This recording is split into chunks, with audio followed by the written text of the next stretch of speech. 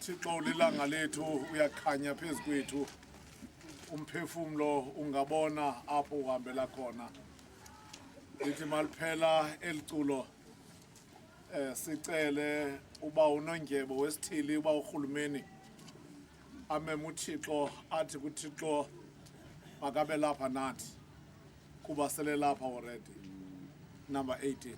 Thixo ulilanga